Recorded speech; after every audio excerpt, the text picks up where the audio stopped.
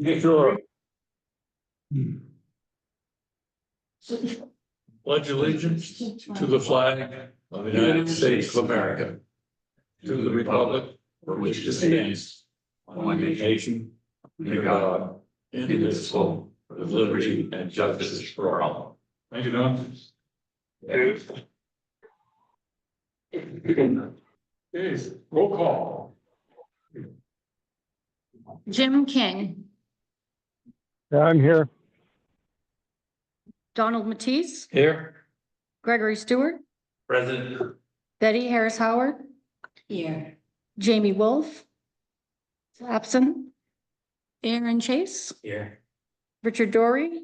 Yep. And Brent McCarthy. Present. Thank you.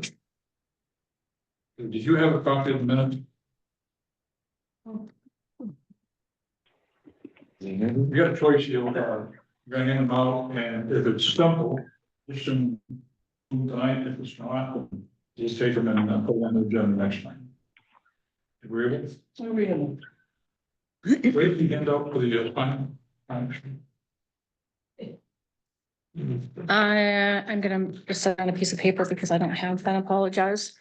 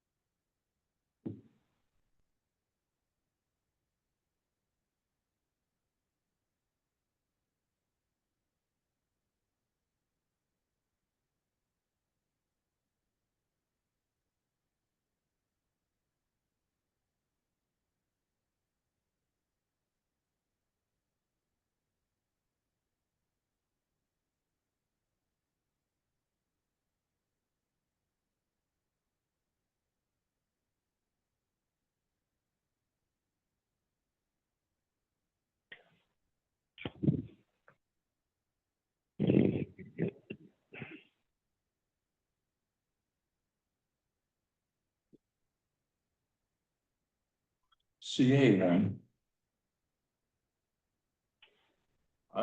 I seconded it. Who proposed it? I'm missing some. I think I did. I'm on the other stage. On the previous page.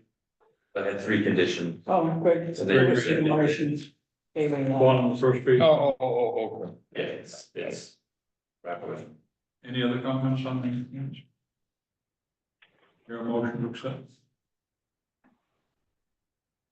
Make a motion that we accept the minutes, as provided for November 25th. Your second? I'll second. Any further discussion? Vote. All in favor? Jim? I was just thinking about that. Is JV's not here? Okay. Mr. Chairman, Brent just pointed out, could you appoint him in Jamie's place as a voting member?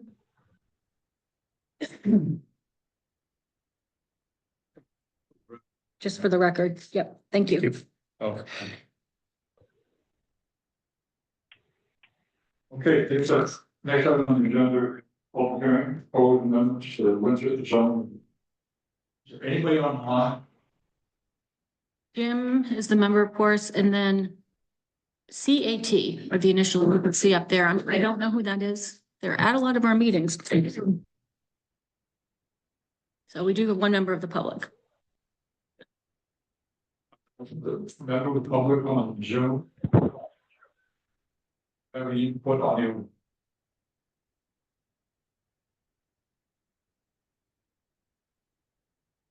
Like the person's muted.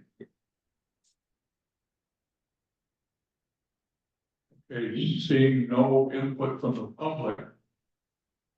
Is appropriate for us to move on to, motion to, move this forward to the council. Need a motion for We've that? approved it, have Yes, yeah, we've approved it. right. And so the next active stuff is to approve, bring it on to the council. I will make a motion that the amendments to the Winthrop zoning ordinance be moved forward to the town council. Do I hear a second? I'll second that. Any discussion? Aaron?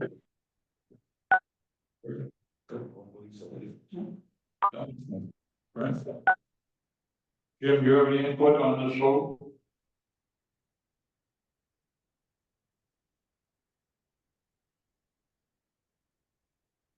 Okay, all in favor?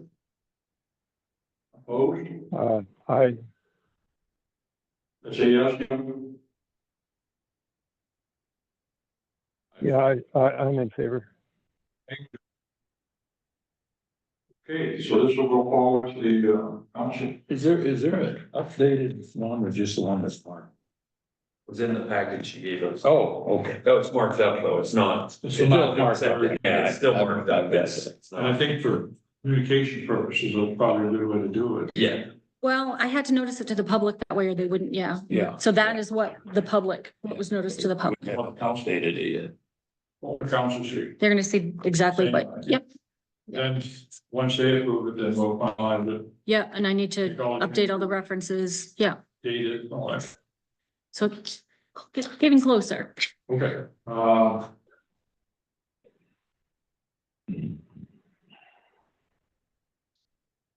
but you know what that is? That's it. Huh? Yes, well aware. That's a great. That's the one you work on. That's a graphic representation of the work we did with the zoning map. We attended the meeting on Monday night with the council. Dawn, myself, Joel, Dawn, Mona. That's everybody, right? We all attended the meeting on Monday night, presented it, to the council.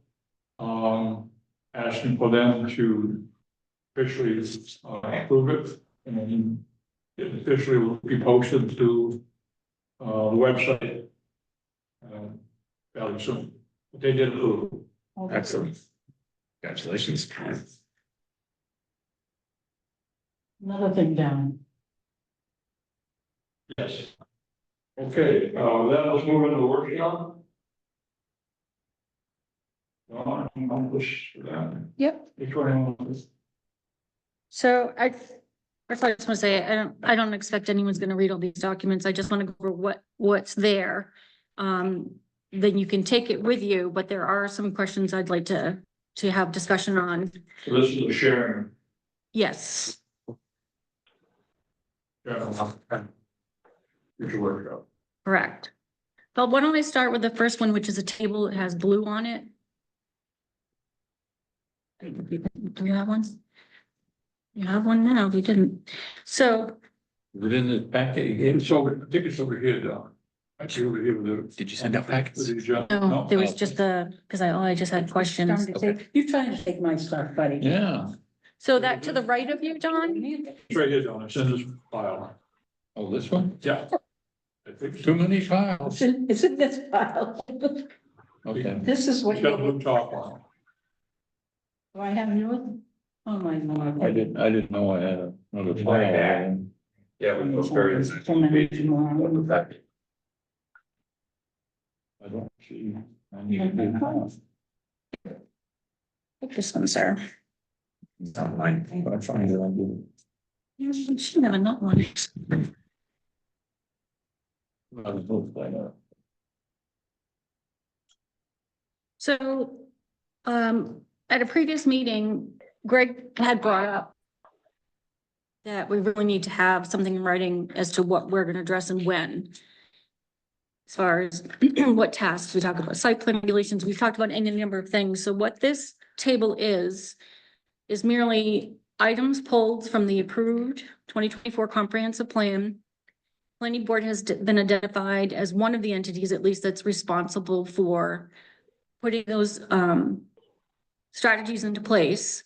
And these ones in front of you are listed as a short-term priority.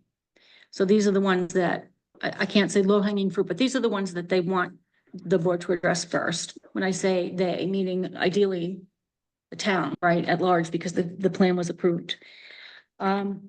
So there are some midterm priorities in there, and those are because Ed and Dawn had provided some feedback at some point, and so some of those were midterm, so I put those in there. There are, and you all, everyone has a copy of the comprehensive plan? Okay, so when you do have, okay, so when you look at it, the table in the end is many more pages than this.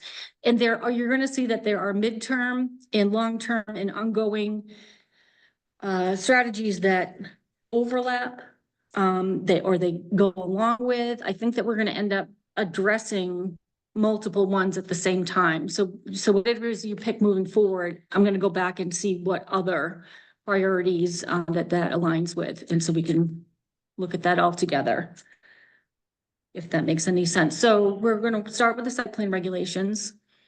And this is for you all to take with you and look at, and then we will determine what the next priority is and start putting them on, targeted meeting agenda dates and lay out a work plan. This is all for the. Correct.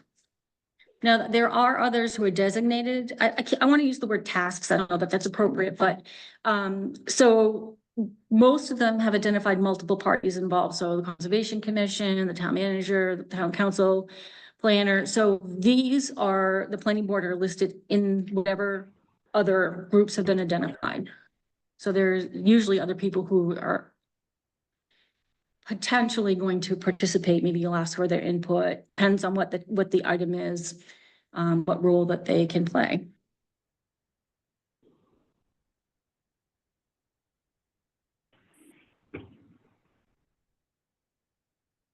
Okay, so this is a share.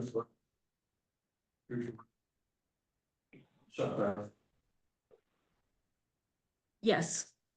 So you'll see in there that site plan regulations are mentioned a number of times. They're also mentioned in some of the midterm goals as well.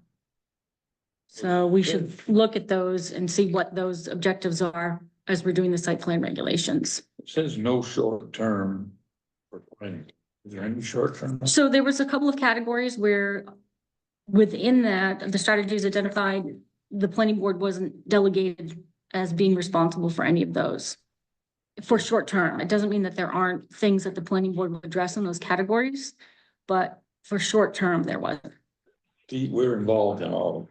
Correct. Yeah. So when you look at, pardon me, Just isn't any short term. not for those categories that yeah. So when you look at your comprehensive plan, and I did put page numbers on there just because it's easier to, it's a big document. Oh, yeah. So you'll see that when you go to that section, say transportation, there are gonna be other items on there that will say planning board next to it. But again, it's just that they weren't short-term or called out as one of the ones for midterm. But so when you're looking at this and deciding what projects that you want to move forward, whatever kind of priority, I'll look back at the rest of the items, see what ones that we should tie to it.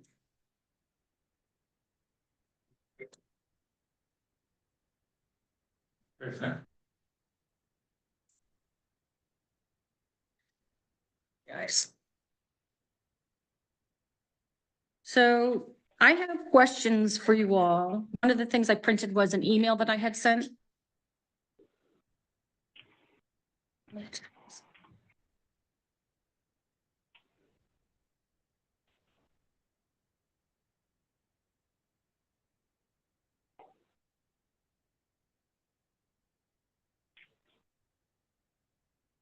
And it just outlined some questions that I wanted to have discussion on regarding site plan regulations in order to move forward with drafting a site plan ordinance for you to begin to review. this afternoon, Brent sent out an email with a link to a manual that was created for the state of Maine, and it is an older manual, but it is a really good resource. So I printed it. And you have that in front of you. I didn't know how to bind the side of it. I apologize. It was too much to staple. The staple wouldn't go through, so it's a little awkward. But, so one of the things I was gonna ferret out tonight was talk about, do you want to have a tiered approach to the planning, to the site plan regulations, the permitting? Would it be everything goes to the planning board? Would it be like some major reviews and minor reviews where minor review would be less involved and require less information to be submitted to be a complete application? Do you want to delegate staff to review any types of site plans?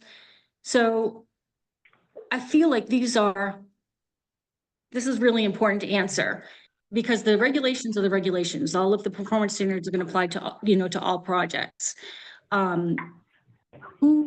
Who has the authority to review? And I believe my recommendation in this instance is really for the planning board to see just about everything. There are a few things currently that the code enforcement officer reviews in the village when there's a change of use. I'm trying to think what specifically, but so Mark can review that. So there's already that element in place, but because you're going to create the regulations and you're going to interpret how they're going to be applied, it seems to me initially, once you adopt the ordinance, it would be good to have most things come to the planning board to kind of work out the kinks. The downside to that is it's easier for people to do business when they come into town and they want to do something, to have a more streamlined process that would go through staff as opposed to, a deadline for an application and noticing the public, et cetera.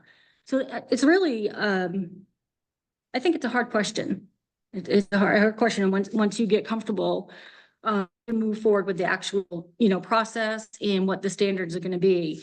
But so what you have in front of you there's this, chapter 179. It's some pages that are stapled together. And this is for the town of Saco, Biddeford, and Falmouth. It spells out how they have defined exempt development, minor review, major review, what the reviewing entities and what the thresholds are. So it could be, I'll read right from here. Biddeford, they have a threshold between 1,499 square feet of new floor area is one of the thresholds to determine who reviews it. It could be based on impervious area, square footage of a building, increase. You could do percentage of a building change of use. There's a wide variety of thresholds. So the first consideration is what types of development would be exempt from site plan review? And then beyond that, you're gonna say, okay, all these regulations are gonna apply to this type of development. And then you decide, should it all come to the planning board? Should there be any that staff review like Mark is doing now? Little drive, sorry. Can I take a quick, just a step back? Yeah. Quick on, have we made the determination, or has the planning board made the determination to move forward to develop site plan review regulations for Winthrop? I know we've talked about it kind of conceptually, and now we've got some paper in front of us, but it sounds like it's kind of a predetermined as you develop the regulations. But I'm just kind of curious, has that discussion happened with the planning board that you do want to move forward with site plan review? There you go. So, did say I wanted to see what we're talking. Yeah. And Don's question, just as it relates, I looked specifically at our definition of low, medium, and high impact, and we define that very clearly. And some of those are exempt from seeing the planning board. So if they're a low impact commercial use and they're in the industrial village or rural zone, the code enforcement officer can approve. If they're medium impact the code enforcement can improve in the industrial zone and village. And then all high impact of the planning. And low impact, there's some examples in there. And I'm just thinking, if we're gonna have a tiered system, do we wanna use the tiers we already have in place? And just say, okay, if we're gonna do a site plan review, do we wanna mirror what we've already got? You know, without making necessarily changes in the plans, and just say, what is the guidance? Maybe the guidance for low impact is no guidance.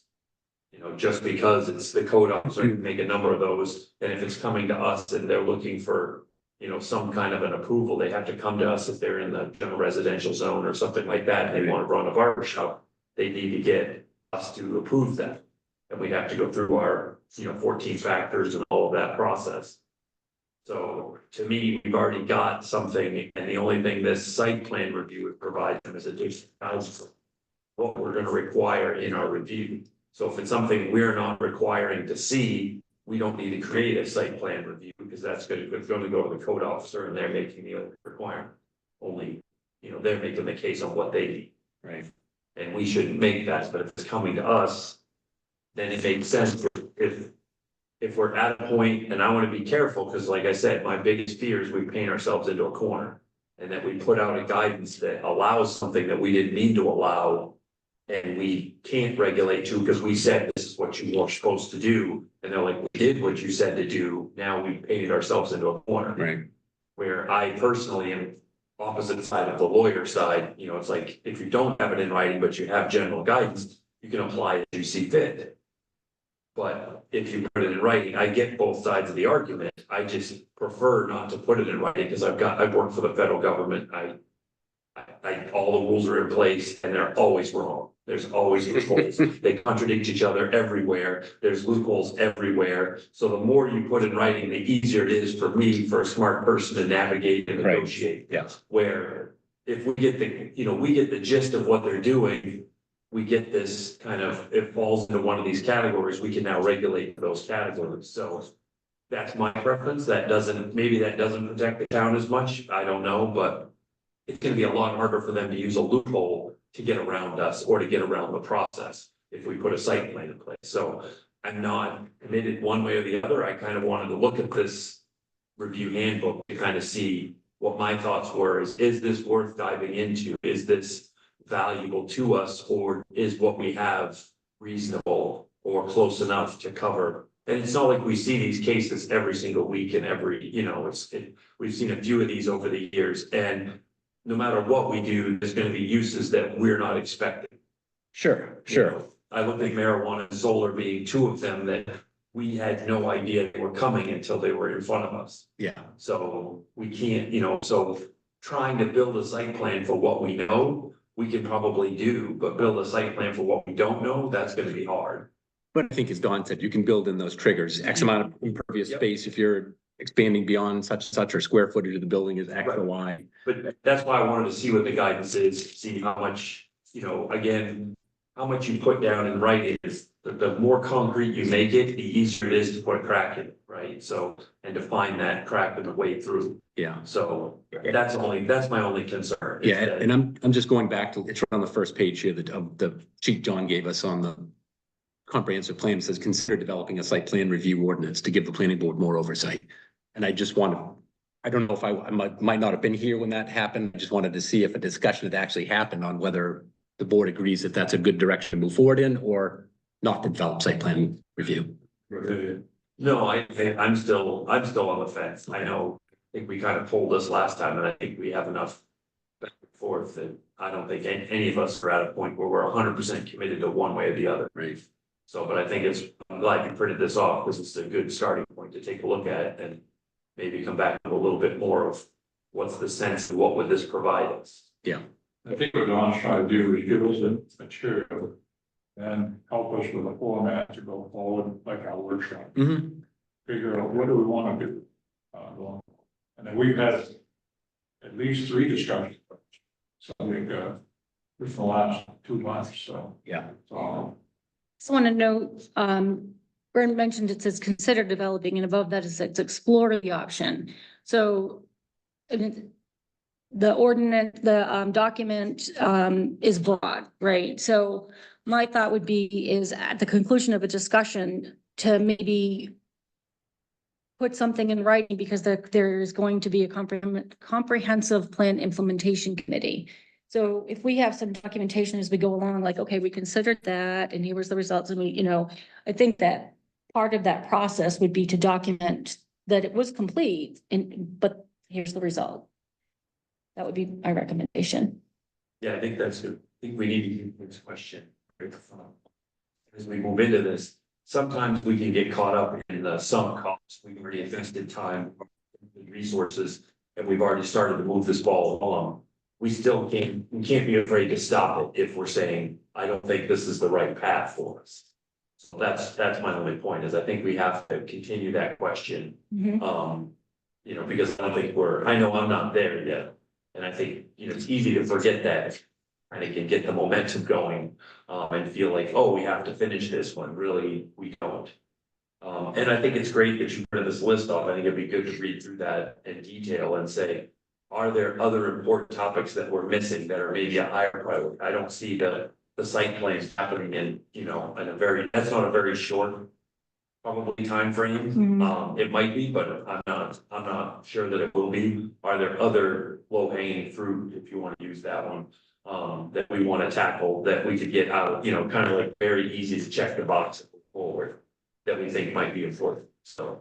And I'll reiterate that, so the committee assigned these as low, medium, or high, or long-term. And you may look at that and disagree and want to shuffle some things around. So this is just a select list, and when you look, you know, beyond that, there are other things that will make sense to move forward. Good, this tonight, next 2 work session, make that priority. And it would be our priority. Understand the input on the comprehensive plan, but it would be our priorities. We go to work. Right, and we could take that existing list and reprioritize it. Just say, these are the top ones, these are the ones we're working on, these are the ones that hopefully are on our next tier. And then these are the ones we're tabling for the short term. Or medium, like whatever. So I did want to exercise within the next 2 work sessions that we do that. Go through that list and set our priorities, our short list and more. So Don, did you have a question? Don? I think that my questions are premature then. And thank you for asking that question, because that could have been a lot of effort if you feel you're not comfortable. So now you have some more things to look at. You can look at the thresholds that communities use, the different types of regulations that are, you know, some very general ones or some are, you know, really specific. And I guess I don't need answers to the questions I was going to raise until you decide if you really want to move forward or not, I guess. I think your questions are good, just because it does get the devil's in the details. Get you thinking about the process and what would be involved. And if we didn't have that, it may make it harder to make a decision whether we want to invest the time or not. So sometimes you have to invest some of the time to figure out if you should invest more. So, Yeah. And your point is so well taken about you can absolutely paint yourself in the corner. So is that fine line between protecting yourself legally and then hamstringing yourself? What other items have we got going on that aren't in that fund? Well, one of the things that you addressed in the current amendments and then it was taken out was looking at lot sizes. And you had them changed in all of the districts, and then the comprehensive plan said, oh, don't do that in these resource protection districts. So they were all taken out, but you could revisit it based on some of the recommendations and, you know, have discussion around what's specifically brought out. I think that that's one that's comes up. You'll see there's many of them that talks about density, lot sizes. Yeah. Site, these amendments that you're moving forward to the council was a big one, and now site plan was next on the list, and whether that's gonna take a long time remains to be seen, you know, if you want to move forward with it. But I would say that what you'll see that's mentioned most frequently is lot size. What's it? Lot sizes. Pardon me? What is that, right? Well, they're talking about decreasing lot sizes to make housing more affordable.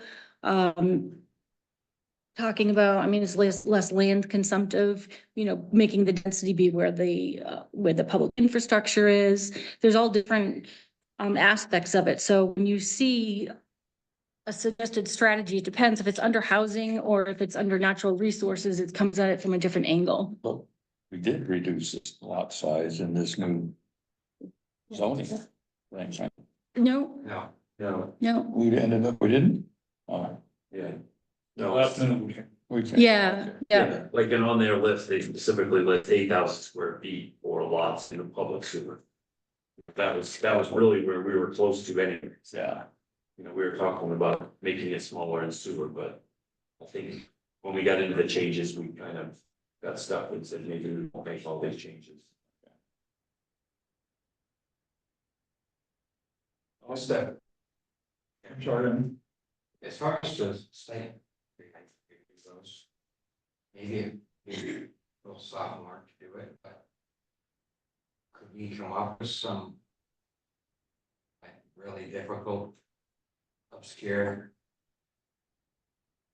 Development. Plan. And see how ours, see how ours works. I think we're asking for a template. Yeah, like, she wants to be able to have more guidance, so. I wanna do this development. She doesn't like our table very much. She thinks, convoluted or vague for her, but us, if we came up with some. Came back at a meeting with some. Site plan idea. That we don't currently have. And see and go through our process that we currently. Our current So table. we have hypothetical Yeah. and apply to our current standard. And see where the. See if we get a good result. That's in line with the company's plan. Might just give us some guidance on whether or not we need to change it. Can you come up with? A couple of different scenarios to play out and what it might look like under the current ordinance or under, so, yeah, I can do that. We go through the process again, and I say, oh yeah, we really got a bunch of questions here. You're looking at a scenario. Yeah, yeah. We're not looking for Don to lay out both ways. No, just something presented to us, we go through.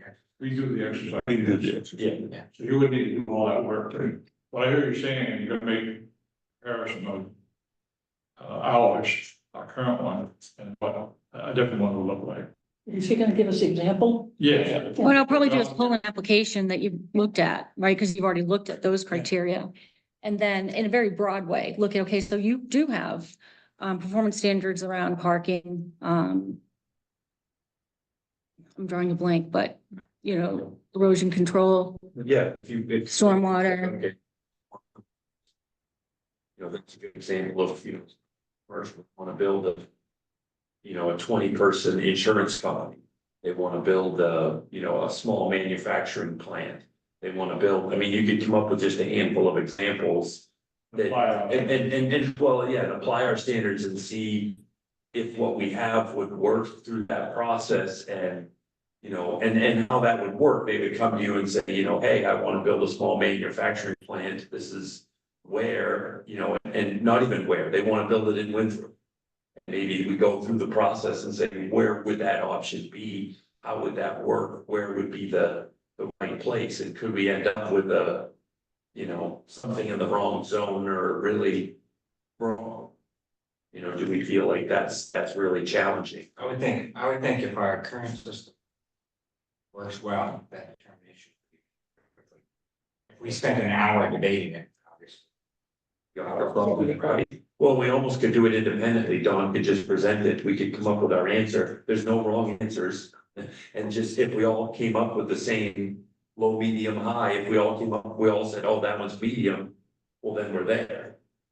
Right? It's working if we're coming up with the same zone. If we're coming up with somebody says low, somebody says high, somebody says medium, you're like, oh, maybe it's not clear enough. What was talking about, which is fun, I think that's exercise the next workshop. Could be, I still think it's, I'm gonna read the site plan review. And, okay, I think that's still beneficial to see what's there, and what guidance this could provide that we might be missing.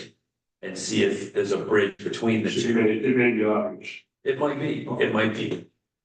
Well, let's do that.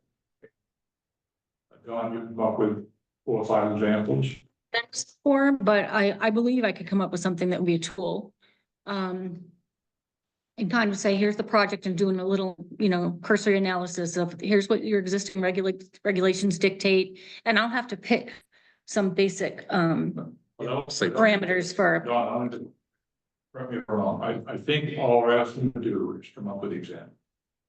Don't do the analysis. I don't think I understand that, I'm sorry. Like, pretend like you're a developer. Or a resident, somebody says, I wanna develop this area. In a rural zone, I want to put in a. Machine shop or, wellness, something. Whatever. And You're talking- I have 20 employees, I need this much room for parking. Can I do this? Yeah, then what How happens do if we you break it down? take that same business, make it 5 employees, take that same business, make it 100 employees? That could be a way to kind of say, where are the lines we're drawing between these? But if you don't have your site plan review guidance document, you have nothing to compare our existing zoning ordinance against. Use what we have. Yeah, we use what we have. Use what we have and keep it flawed. The low, medium and high, this would be required coming to the planning board, and we haven't necessarily given them anything, so we're not saying. Build a site plan or build what we would expect, but could we come up with, okay, what is missing from this process? It's very clear what impact it might be. And then they prepare a package and they come to us, if we don't have all the answers we want, we table it. Because they have to address the 14 factors the same as we have to review. Right. And if they don't adequately, and that's really why we tabled the last 2, they didn't adequately answer those, right? They didn't answer the floodplain question. So that's, if they can't adequately answer those, they're like, oh yeah, we'll meet all the guidelines. No, that's not, I'll quote Betty is always like, no, tell me how are you gonna meet those guidelines? Right, give me the how you're gonna do that, not just that, oh yeah, I'm gonna meet those. So as opposed to a hypothetical, I keep going back to Dunkin' Donuts.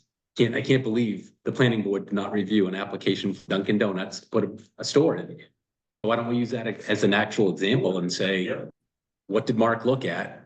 What would the planning board have looked at if we had site plan review? What might we done differently? Would we say we want different lighting there, so it's not gonna create light pollution? Did we want to make sure that the outside of the building is more consistent with the town versus having bright pink all over the place? I don't know. But Just an example, if I'm paramedic, you drive through any town now, and then there's a few shops. So whatever reason, they're exhausting fumes that smell bad. Or smell good, depending on Well, what. if it's donut cooking. Literally talking about aroma, smells from a business. Yeah, hot shot. Oh, Oh, okay, yeah. I was thinking. I'm naive. I think my There's bird another was. one. I was thinking the microbrew place, yeah. So to your point about light, could be wrong. And we don't cover that at this point. So those are perfect examples, I think, that where site plan review would come in and potentially give us an extra leg up in trying to make sure that whatever someone's proposing is gonna fit harmoniously into the community. You're trying to say that Dunkin' Donuts just belong there? I just was surprised. It's like, why isn't the planning board reviewing that? And it just, Some people, the Dunkin' Donuts might not smell so good. Yeah. So I mean, if you're I gonna think apply the it, you road, gotta apply where you it. go, the street. The stinky When ones. you drive in there, you're like, am I going to? and for the record, I've been there once and bought coffee for my wife, so. So I use an example, they came in typically to run it by us to get a reaction. Yeah. One of the issues we missed, that was kind of an exercise we did Right, with what we had for knowledge and what the audience said and so on. I mean, that's a real example. So, Yeah. yeah, my head, I'm here. So we just ask you for examples, Mhm. and then we'll do the exercise using our guidance and see where we are. Oh, okay. And if indeed it falls well, let's say it's easy, get through it, all 5, 6 examples, get through it all. We got a pretty definite process. We don't, we now pick it up on our process lines. And it says, okay, we now need to go and modify it. I think I understand. Yes. Try it in real life before you do it. You can pretend to be the applicant, Yeah. essentially. It's in You're real life. designing the project for us. Okay, If we have questions, you just answer them how you would answer them, and we see where we land in the process, sort of thing. But don't do the, Try to kind of- don't do the. dumb. Yeah, you could see, Yeah, don't come up with a 3-car garage somewhere, you know, Yeah. come up with something that. I'm gonna try to poke holes in it, right? I always Yeah. play devil's advocate Yeah. because you want to find out with our discussion and not with an applicant. Yeah, okay, A miniature golf course. And that exercise Yeah, will help us there you go. understand. what we- of course, with a minute. Yeah, okay. Will help us see everybody, And booze. what's lacking. Yeah, my job is to propose this information and you make the decisions. I will say that if you can always, at a minimum, add some performance standards, some more performance standards to the zoning ordinance. So it's not an all or nothing. And that may be part of the process. Mhm. Yeah, I mean, we may land that there's some good stuff in here, but we don't wanna go whole hog. But we wanna add something to what we've got. That could be where we land, Okay, someplace in the middle. so you want me to try to stump you then? Kind of, yeah. And some people that would be our first exercise in next workshop. Okay. That's agreeable. So at the next workshop, both of the applicants that were here previously, 169 Boot Cove and the YMCA, they've communicated with me that they do intend to submit to come back for that meeting. I don't have those materials in hand, but I've had multiple communications with them.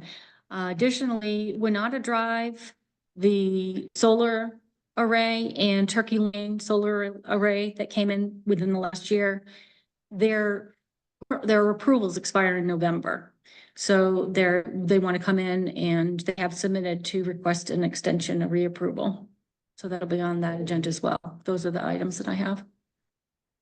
And these exercises will be on there as well. Did we ever hear back from Solar on Carlton Pond Road? But about the buffering?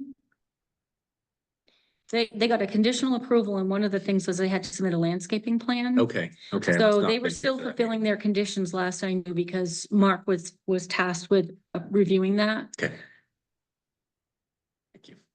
Yeah, I haven't seen one on 202 forward either. Is that one of the ones? I don't know, No, right across from the vet. That we, that's not one of the ones I'm talking about. no, it wasn't, that's why. I started making a map, just pinning the locations of ones you've approved. So I will try to have that for you to review. How many did you come up with, Dawn? There's 8 or 9. Yeah. They all came pouring in, yeah.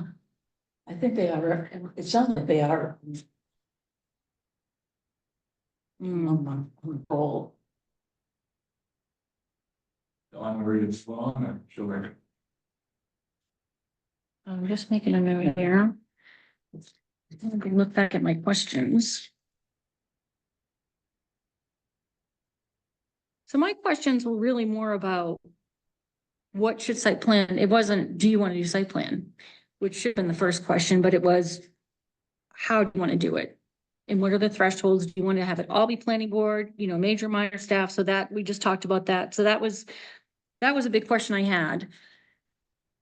There are some other things in here, that regardless of the site plan review, if you have an actual separate document, I believe you should consider even an amendment to the zoning ordinance. For instance, agricultural buildings, there are a lot of communities that exempt those from review because they're trying to encourage, small farms. So I'll give you an example. When I was in Falmouth, there were hoop houses. And there was a local nonprofit that had a farm and wanted to put these hoop houses in. And it turned out to be this huge process. I felt really bad for them because that whole putting yourself in a corner. The regulations really weren't written with that in mind. So however this looks, I would suggest that you contemplate what type of permitting that you will require. So currently farm stand, would they, if I wanted to have a farm stand, would you expect that to come to the planning board? Make the difference in size. Yeah. Where- Global zone. Making it up, so yeah, rural zone, yeah.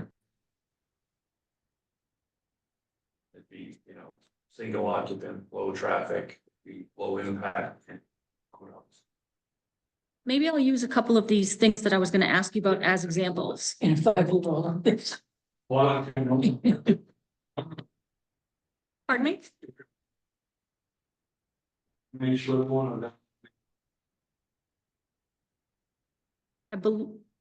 I would call it a farm stand. I'm not sure. I think we have a definition of it. Go two up here, Yeah. this big- Stevenson's and then Christensen's on 17.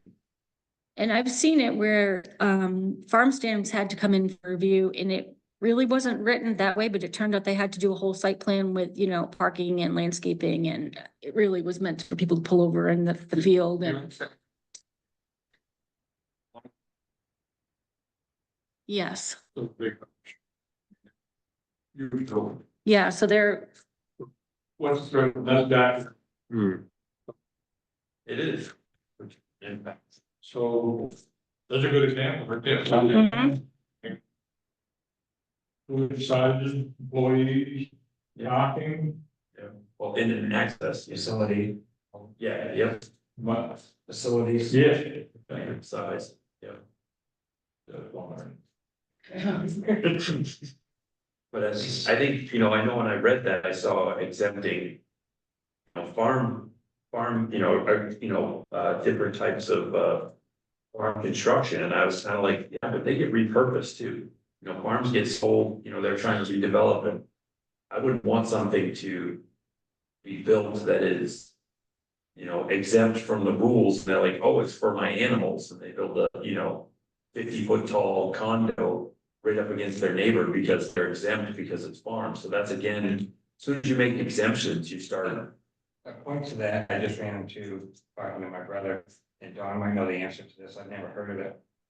Or experienced it before. My brother lives in Battle Creek, Michigan. He bought a building for a body shop, he was painting body work. So he bought the building, got permits from the city and everything to operate. Code enforcement officer knocked on his door. And said, you have to do an occupancy. And this building's 40 years old. Has multiple owners. So out there, and maybe this happens in Maine, I don't know, out there. Every time a building is sold. And repurposed, it has to have an occupancy. Permit from the municipality approving its current use. it's the first time I've worked in a municipality that doesn't issue certificates of occupancy only on request, but in my experience, usually there's a, before it's issued, there's a inspection with the building inspector, electrical, plumbing, fire. Right, but that's always, in my experience, that's always been first time, new construction. Oh, and then not Building's after. Done, but never again. If it was a Because you change could of turn use, Garage into a daycare. No one's ever gonna. no one's ever. I've going heard of to them doing it. Confirm what? I've heard of it being done. I think, I've heard of banks requiring, but never seen. I have, where you have to, you've done so much construction that you need an occupancy. let me, But we're not talking, I'm not talking about construction. I'm saying a structure that's Change of essentially. use. change of unchanged use. On the Nothing changed. exterior. It's just being reused for a different purpose. Well, here's a great example, take the building downtown. And we're converting that consolidated building to apartments. What would be required for that? Well, those would have permits to do the work. They'll have Right, that would have oversight. permits. But like, my brother bought a Oh, building that he was didn't- previously a used auto. He did, was changed. Changing walls. He hasn't done any construction, he just has changed, he's done internal stuff, non-structural, that doesn't require permits. Okay, so he didn't need full building permit. No, So it's just- it was an auto garage and they sold used vehicles and now he's painting and repainting. Yeah, I don't see how Winthrop, based on our rules, could do anything. I don't think it's it- really change of ownership. That just applies out there across the board. Right, but Huh. A new owner, the new business has to have a new occupants for that purpose that is being used for currently. And I was just thinking that would apply. That could apply to like agricultural. Yes, if it's applied, if it's approved for agricultural Well- use and then it's repurposed. And that's why I don't think it should be exempt, because I always think, once you're exempt from something, well, you're just building this for the pigs or the cows or whatever. But it structurally needs to meet all the building codes. Well, it would Because be, it could be repurposed, that roof can't collapse on these things. it would still need to meet all the codes, just exempt from the site plan. If you have a site plan Okay, process, just exempt. Like, So zoning still applies, building codes, they just wouldn't need to come in. It would just be one less thing, one less barrier for them to pursue their agricultural use. Well, an example of it, Pardon me? the house downtown, was in Ocean. Yeah, They came to us for changing purpose, right? change in use, yeah. Is that an example of what? It was in the rural zone, and because they needed a conditional use permit, they had to come to us. So if you're in the rural zone, you change the purpose, you have to come to us. So that would be, Only because it's in the rural. it's in the rural zone. If it was in the industrial zone, they wouldn't have had to come. Well, I don't know, whatever. Well, I don't know. I have to look at that one. Hmm. It's probably just the code officer. If anything, if you didn't pull a building permit, I don't think you'd have to do anything. But we had to. Because it's a change of use in the rural zone, it needs a conditional use permit. I'm thinking Massachusetts has one of those pools. Yeah, that's Well, that varies. Massachusetts has a rule for everything. I just never heard it based on ownership. That doesn't make sense. Okay, so let me just take a quick here. So the whole question around agricultural buildings is just to remove any potential barriers so that we can encourage agriculture in the town.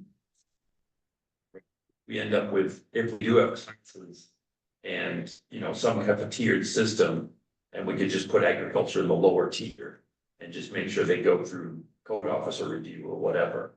I would think that would be, I wouldn't truly exempt them from the process. I would just say they need to meet the minimum standard.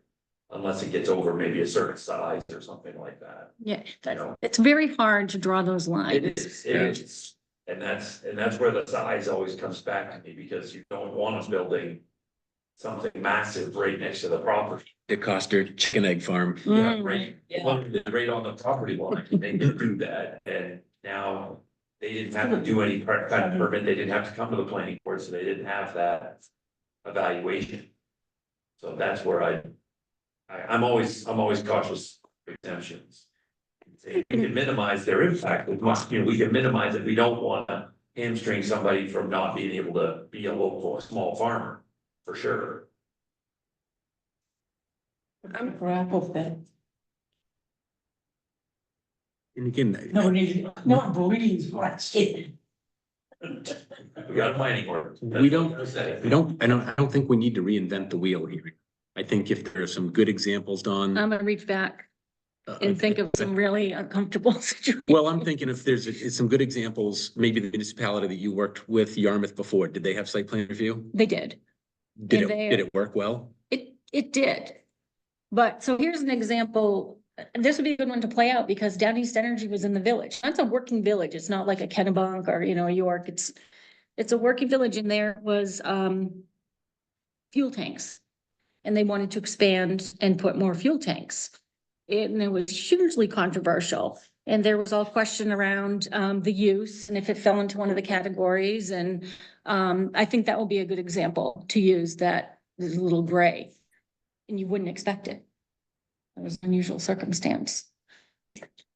Can we get a copy of their site plan ordinance as well? And that's what I'm saying. I don't think we need to reinvent the wheel and think, well, absolutely if we've not. got something solid to look at and say, look, this looks manageable, this looks good, we could tweak it here and here to put it, and again, I think that's one of the first things that the guidance document says is, do you want this as a standalone ordinance or do you want to incorporate this into your existing regulations that you've got? So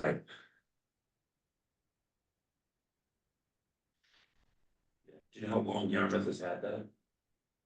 I made like 8 changes to it and it's still the same ordinance. They've made a few changes No, since, I but just wonder, because I know a very bad patient.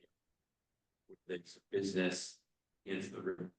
Skip all private residents within 60 feet of each other. I'm not familiar with And our that street location. gauge was- Because nobody wanted us to drive there, nobody wanted us to be there. And the homeowner had lights and cameras, and the basketball court had to be cleared by a certain time. It was a battle between the town and property owner and the business owner. It was. and Painful. I just think, I mean, I'm sure the line for the zones was there, and that's probably why that happened, but, that's just something I just think no town should have to deal with that kind of, but, we drew lines everywhere, so So it was the lines are gonna exist. commercial use, a residential use, a natural resource, or a town use, Town. the basketball court. The town owned the basketball, Yeah, the landowner abutted the basketball court, the town owned a right of way, 2 houses into the river, which we used to get to our gauge. And then there was a huge business right, 10 feet off the basketball court, a 3-story building doing commercial sales. So it was an interesting, but of course, like I said, the line was probably there, the town probably owned the land in the middle, and it was probably commercial to residential.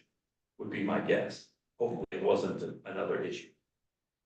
So, it's right on the mouth of the Royal River, if you really wanna know, you can see it from the interstate. Where it is. But I just, again, that's where I just wonder, you just think about that, how does this happen? How does this happen? And when I started in 1990, the house was just built, so it was built in like 88 or 89. And you're just thinking, this is weird.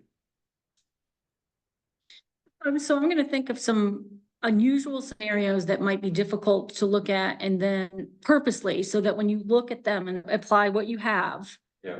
It won't be just cut and dry. That's what we're trying to see, right? Okay, so Yeah. that sounds like a very gray location area. And those challenging, would the site plan review, that's gonna be my question the whole time, is would a site plan review process make this better? Or is this just a use we had no idea how to deal with, period? Okay. But I can't say because I haven't read it. Next. Multifamily housing. And I brought this up a couple times, and I think there was consensus, but I wanted to confirm. Because if you do site plan review regulations, it would be addressed there, and if you don't, we still need to make a change in relation to multifamily, 3 or more residences in the building. It's technically a subdivision. Unless the board deems that you have adequate regulations in place, so that you can still determine if it meets the requirement that the state has, the standards. So actually, I probably need to copy those to you before you come to that conclusion. I would say that that you do probably could be improved, but let me outline. I'm not hearing myself. The question's premature. I'm gonna provide you information so the next meeting you can look at that and conclude, so that moving forward, if someone comes in, then we would send them for, maybe conditional use permit. I have to chew on that. But it was arduous, downtown for, Brandon Roberge, when you went in above, yeah. Okay, let me just make a note on that, I'm sorry.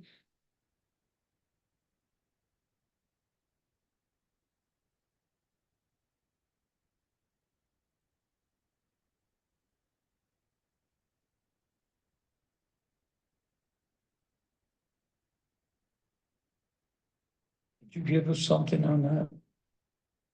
No, they were just questions. Oh. I just made some notes of things that I wanted to bring up. Yeah.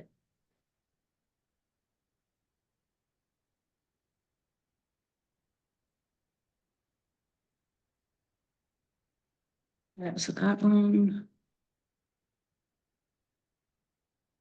And this one, again, it will depend if you decide to do a site plan ordinance, but it could also apply to what you do now with subdivision and conditional use permit is.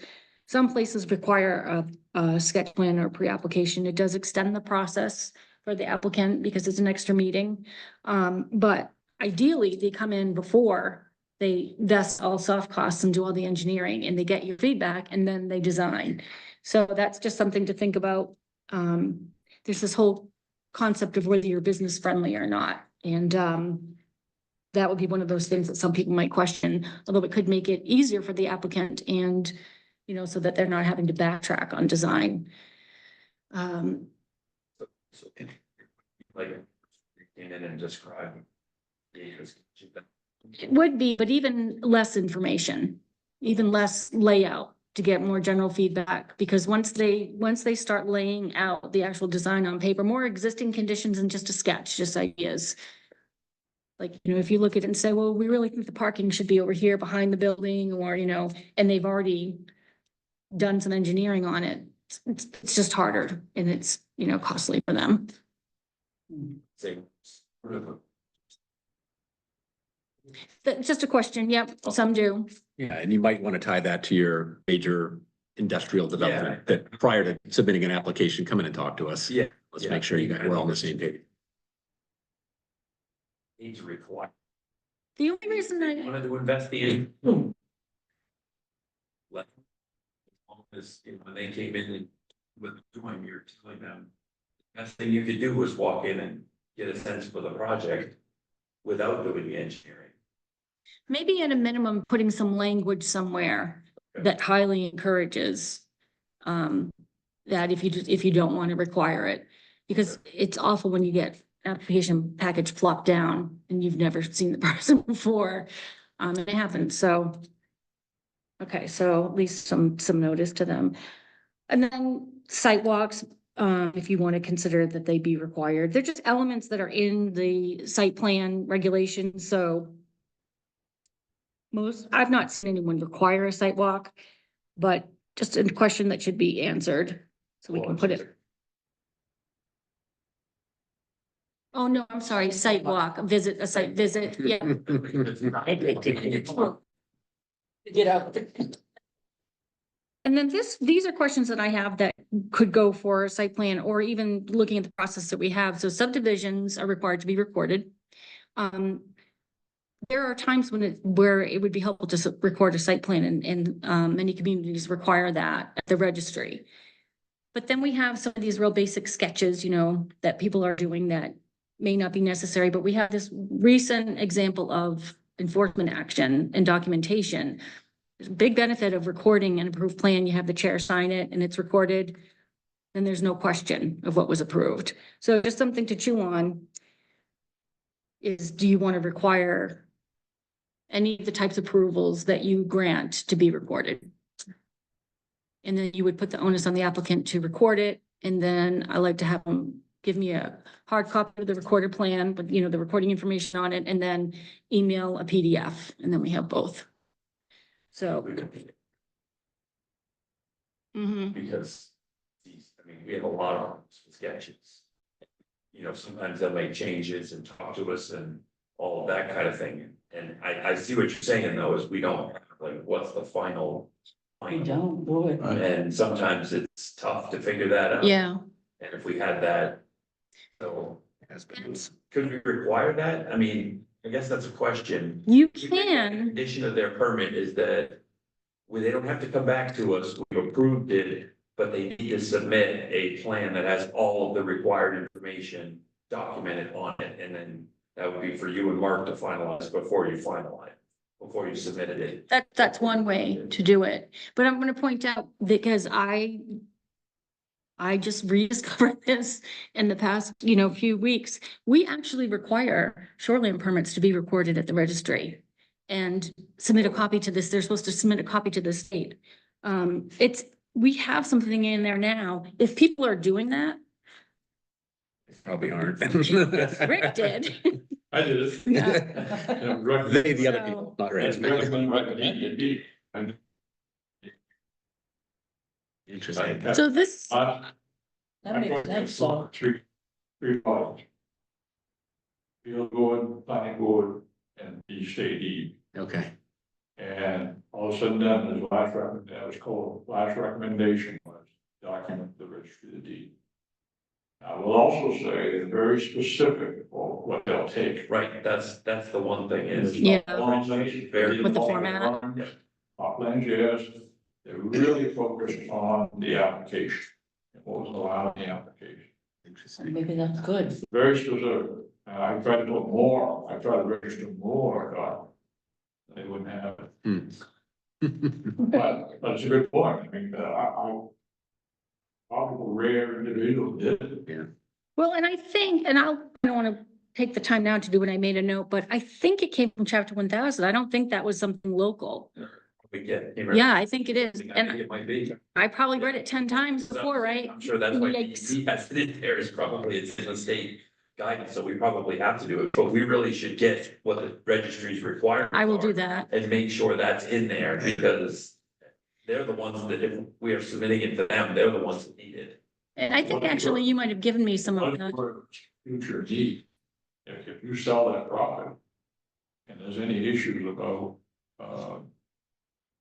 an application for change.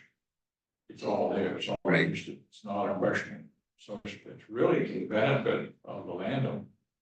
And future use of that property.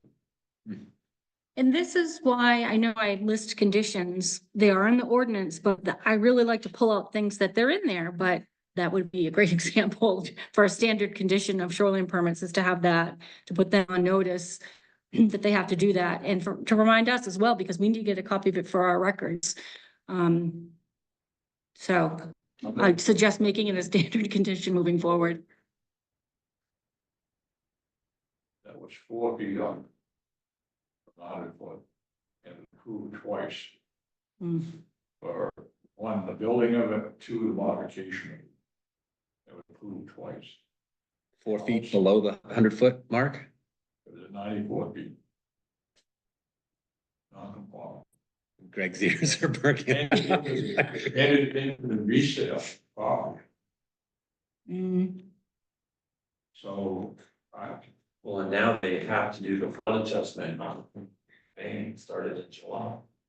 So they have to pull the ferment and actually print it out and test whether it's in or out on visual contact. And they have to supply that to the buyer. Wow. It's a new requirement. Oh, so when you sell a property. Yep. Yep, it's now required, and the seller has to do septic inspection. Has to do one, and they have to have the documentation in place. There is, It doesn't make any sense. First one's just your flood elevation. You have to pull it regardless. If you're sitting on the top of a hill, you have to pull the ferment and say, no floodplain in sight. But my wife's already had to do it a couple times. That maybe helped her a little, but just figuring out. Pull the map to the map service center, get the panel number. You gotta write the panel number to the whole form and fill out. And say specifically what panels did you pull? Are you showing it in? Is it in question? You have an elevation, you have a low line, you have any of that stuff. I had one property that had the bank required. They required, I had to hire a surveyor to survey that property and determine. Yeah, if you're ever in what they call the fringe zone where they're not sure if your property touches or not, they will require you to get an elevation certificate. That's pretty much every bank will require that. There's only one company that does actually all of the reviews for the bank, and they sit in Texas and they charge them like $25. And they just basically say, no, yeah, no, yep, no, and then you have to get an elevation certificate, and that's the legal process to get out. That's why I hired the surveyor. Yeah, you have to. That's the only But way. that was all about flood insurance. Yeah. Yeah, because you can't have a mortgage, you have to buy flood insurance. If you're in, you have to have flood insurance if you have a federally banked loan. Backed loan. just jumping back a second, you mentioned about septics there, I think it's in the midterm category, but there is something in the strategies that speaks to transfer of property and septics, and I wonder if that's what it. That's a new state law that requires you to do, the owner to do a septic inspection. Yep, they have to have that documented. What are they gonna inspect? It's brand new. I know, but what are they gonna inspect? You can look at the septic tank, you can pull it, you can That's pull all the they top off, but inspect. That's all they inspect. What's that gonna tell you? The property on Long Drive, they sold it in the last year. Yeah. And the design had a septic tank. And way back, the real estate was on. Okay. Drive, before they put the house sewer. And this particular home had a septic tank, a lift pump going in the sewer. They pumped out that septic tank every year. When they sold it, as I understand it, new one was America. It's a old. And so that ended up with sludging of the lift pump area, which typically wouldn't be a problem, but it was. So they had to remediate that and bypass that septic tank to the pump, so to fix the problem. They do a flow test on, yeah, on the leach field. Yeah, and show the leach fields and something like that. They do that. I did, I worked for health engineering for 5.5 years and was up to my ankles in septic tanks and failed fields and all that good stuff for many, many years. You're And an expert. I'm not an expert, but I've been there, done it. So, but flow test and- yeah, I've seen, yeah. But anyway, I digress. Well, I just want to point out that performance standards, I said, are they covered in other regulations and, you know, moving them together either? So we have some performance standards in the zoning ordinance. So if you create a site plan ordinance, probably we should combine them and move them. Vice versa, if you don't create a site plan regulation, we just want to make sure that the standards are together and that they're waivable, because the zoning, you don't want to have it set up such that you would need a variance, you know, for relief from one of the standards. So just that, I've just made a note of that, just to keep that in mind. And I think that, oh, as-bills. Definitely for subdivisions. But another thing just to chew on is, you know, do you want to require as-built? Is it a standard condition? Is that something that's based, you know, project by project? Just a question, what could we do if they didn't build it like they said? We just tell Mark. But I mean, isn't Mark the one reviewing it anyways? So what could we do as a planning? We don't have any authority to do anything. I'm just asking, it's Yeah. sort of, so we get as-built. Okay, great, this is how they built it. But they didn't do what we approved.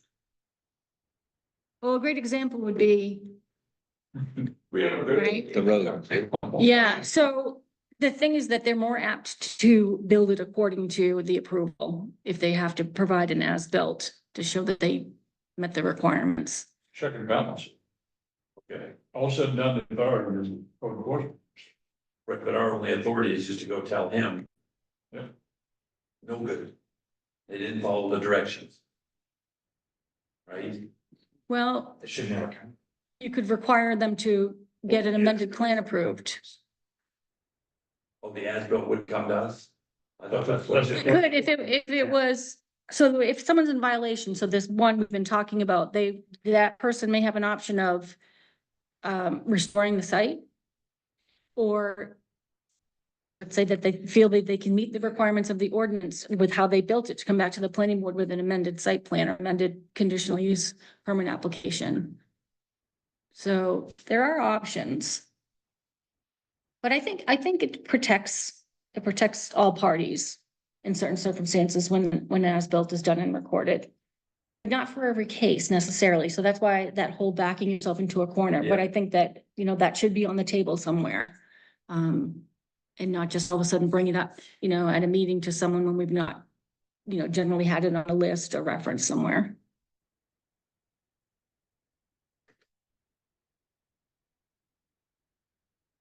And that's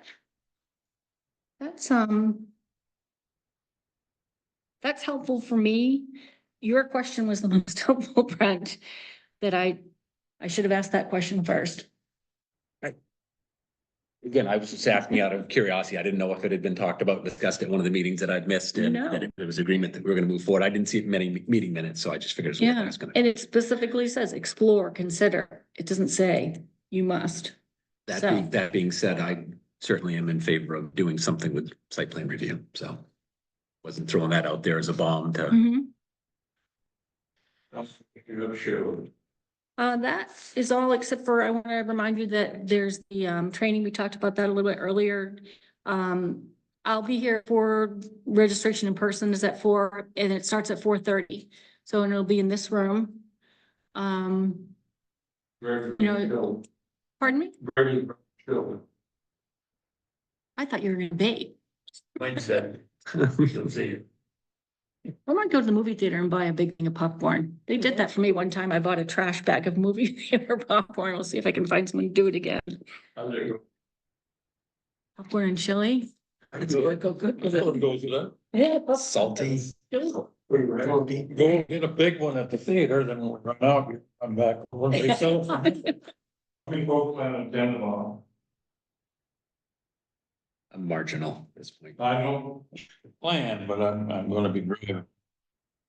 You can be Oh, late. but I'm trying to, I that. I may be a little late. Something terrible You'll happened. be, Huh? you'll be here for children. Oh, yeah. At least for dessert. Anything else? So you have the map approved. I'm gonna forward those recommendations to the council that tonight, and they'll have to have their public hearing. And they have that, you know, back into that noticing requirement. So I don't know when that will occur, but I will follow up to try to you know, keep it on the radar. And I mentioned a couple of applications for the next meeting. I think that's it. I think it will be very helpful for you all to target what you're gonna do in the short term, because I can be working on things and trying to time things correctly so that I can get you materials.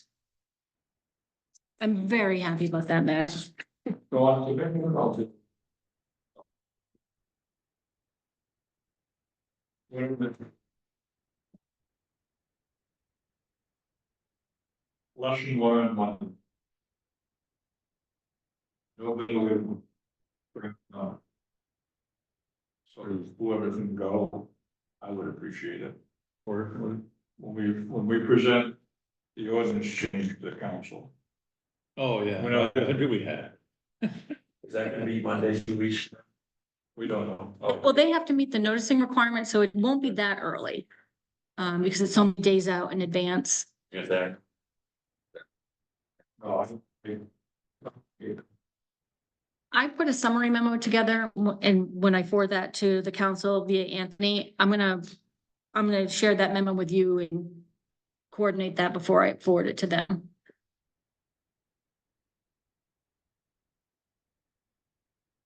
And then. Yeah. Nothing.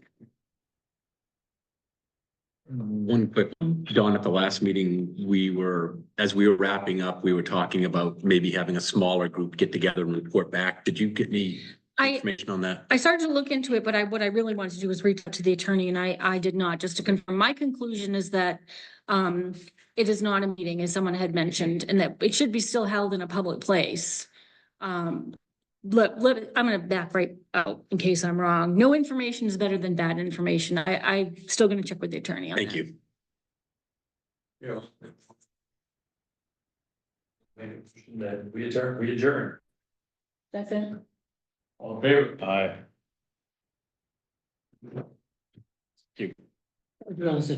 We lost Rick, Jim at some did you get point. that? Did you get the registration back?